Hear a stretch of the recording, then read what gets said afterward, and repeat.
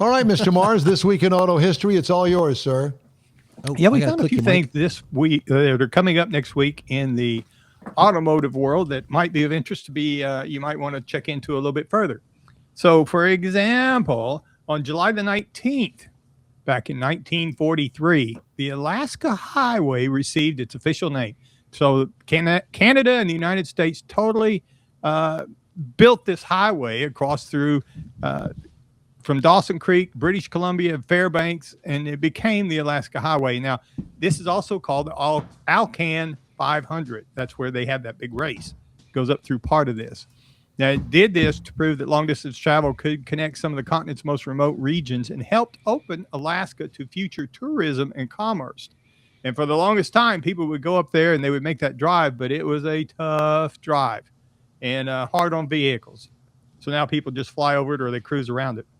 But then in July the 19th in 1955, Disneyland's Autotopia opens.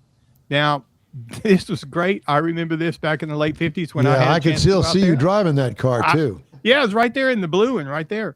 And it was all sponsored by major automotive companies over the decades. It got lots of people came out, brought their kids out there. Not only was it because of Disneyland, but this was a big major thing because the kids could feel like they were driving after they drove for 10 days to get there.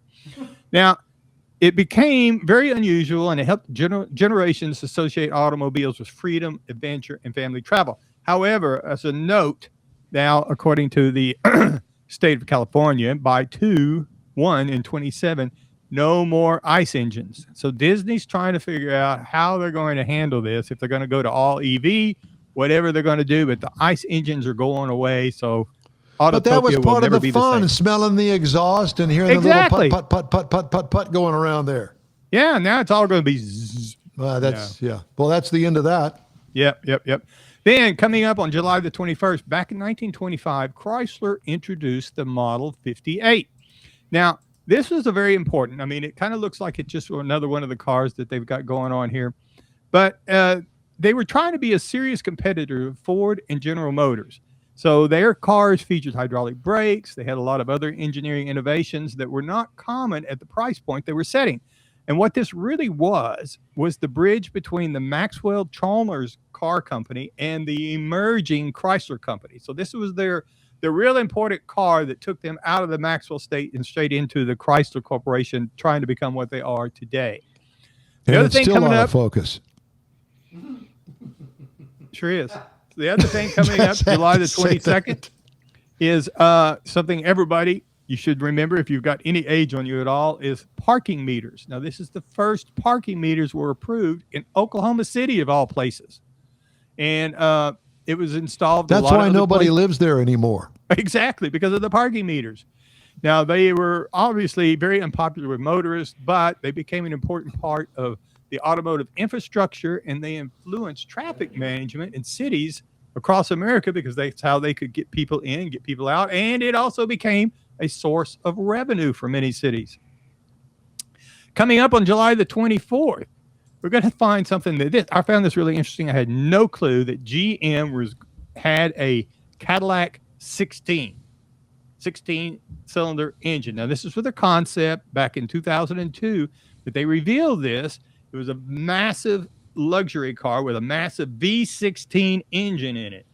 Now, it's really a good-looking car, and you can see how a lot of the designs that have come up since then have followed this as far as the body lines and things go, but it just it was part of the thing that they were moving into that line, and this concept car is what generated a lot of buzz at the car shows at the time. Unfortunately, it never made it into production beyond the concept stage. Then coming up on July the 25th, now I really like this one, and one of these days we're going to do some more stories on it, but it was the first, 1971, the first Cannonball Baker C2 Shining Sea Memorial Trophy Dash. Now, this is where it started in Red Ball Garage on the East Coast and went to the Portofino Hotel in Redondo Beach in California. Now, it was organized by Brock Yates. There's a lot of reasons, the big story behind that, but the bottom line is the idea was to get from New York to California as soon as possible on public roads. Now, it was very controversial, became what they called an outlaw race, and there's a lot of movies that were made about this race. And in 1981, the biggest one, it was the first of a series of 3, was the Cannonball Run. They made a couple of remakes after that, but there's several others. The Gumball Rally is the one I like the best, but it was based on the 1979 Cannonball Baker C2 Shining Sea Memorial Trophy Dash. So, and that was really the last one that was, but it was based on a true story about a real race. Okay, and that's some things you can look at this coming week in automotive history. All right, thank you.